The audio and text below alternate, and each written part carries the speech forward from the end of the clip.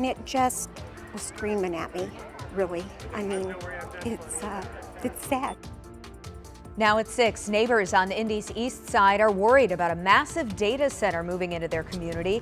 How you can weigh in tonight and why a lot is at stake this week for that proposed project.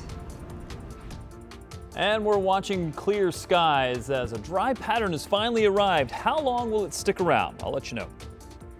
Plus, Indiana and world leaders are reacting to the sudden death of Republican Senator Lindsey Graham. How he's being remembered tonight. Right now, Eastsiders are putting up a fight against a proposed data center. The plan is to put it here at the former Ford plant off South Kitley Avenue and Fintail Drive. The data center has scaled back its plans, but as our Ella Rhodes reports, community members are still concerned. Sun shining, birds chirping. People enjoying a beautiful Sunday at the Irvington Farmers Market.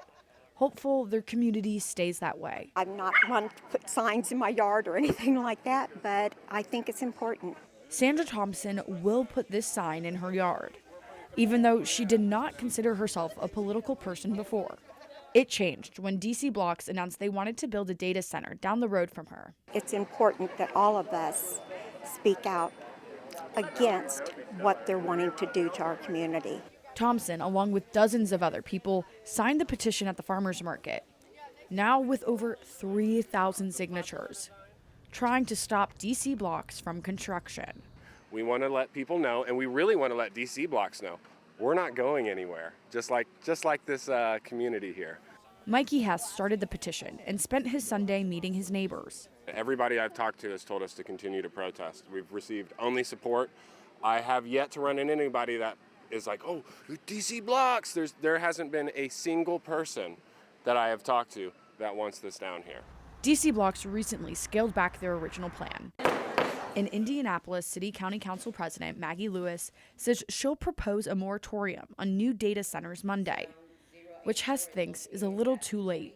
We do need the moratorium, so thank you for finally doing your jobs. The final hearing for the city to approve the DC Blocks site is Wednesday. Hess hopes to rally as many people as possible, like Bill Fleek, who also signed the petition. Possible energy prices, the amount of water that they use, those types of things that affect normal people. Normal people with normal concerns for the future of their community. In Irvington, Ella Rhodes, 13 News. Ella reached out to DC Blocks but did not hear back. Also, the group is hosting a community meeting tonight to discuss the data center. It's at 7 o'clock at Irvington Presbyterian Church. The final hearing on this is Wednesday at 1 o'clock, which neighbors do plan to protest ahead of time. New tonight, we've learned the name of the woman killed in a hit-and-run crash downtown. Family says 26-year-old Brianna Evans was a daughter, sister, and mother. She was killed while riding an e-scooter early Saturday. Police are still searching for the driver responsible. That crash happened near Maryland and Pennsylvania streets. Evans was riding the scooter in a crosswalk, police say. Police have not shared a description of the car that hit her and took off. Tonight, an Anderson man is facing several preliminary charges after a shooting that injured 6 people. Police arrested an 18-year-old for Saturday's crime. He faces 4 felonies, including aggravated battery and criminal recklessness. Investigators say the shooting injured 5 men and a woman at a large gathering near Nickel and Madison Avenues in Anderson. One of the victims is still in serious condition after undergoing emergency surgery.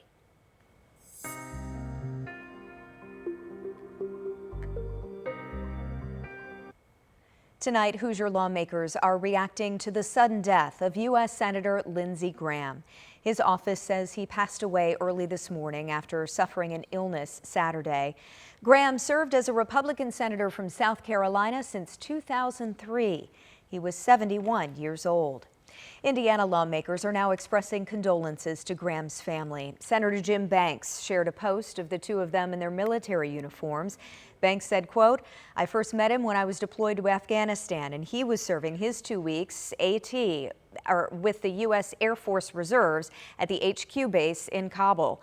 Since that time, he had given me advice on running for the House and then the Senate, and then how to be a senator." Former Vice President and former Indiana Governor Mike Pence also posting about Graham's death. He called him a friend, a patriot, and a matchless voice for freedom and our armed forces. Later in this newscast, we'll share how President Trump and other world leaders are mourning this loss. It is 6:08. We want to give you a live look outside tonight. We've had really a sunny Sunday and comfortable temperatures compared to what we've had, but a little birdie told me a hot streak is headed our way this week. Yeah, temperatures are certainly going to warm up. Yeah. The humidity is not terribly high at the moment. Ooh, that's good news. So it actually felt pretty good outside Yeah. today. If you like the kind of summertime heat without the humidity, you're going to enjoy that for the next couple of weeks. And then we'll start to see some changes. Temperatures currently at 86 for the airport. It is one of the warmer locations, although there's an 89 showing up for Bargersville right now. Most locations are into the 80s. Didn't see any 90s out there today, and probably going to see the temperatures drop back down into the 60s because we do have relatively low humidity. So we'll take these 80s, and through the rest of this evening with mostly clear skies, the temperatures will start to slide and they'll end up cruising through the 70s pretty quickly. There is a little bit of rain farther to the south, really along the Ohio River Valley, but all of this is moving east. High pressure is starting to build in, and this is what will give us our pattern for the next several days. So clear skies through the rest of this evening, maybe with a few clouds out there, especially if you're farther to the south. 70s during the overnight, but I said that we'd get into the 60s, and 65 is what we're expecting for our overnight low temperature. Now, tomorrow, very similar to today, except with all this sunshine, we're going to have to raise the temperature by a couple of degrees. We'll do the upper 80s, and then we've got some 90s in the 7-day forecast. I'll show you when coming up.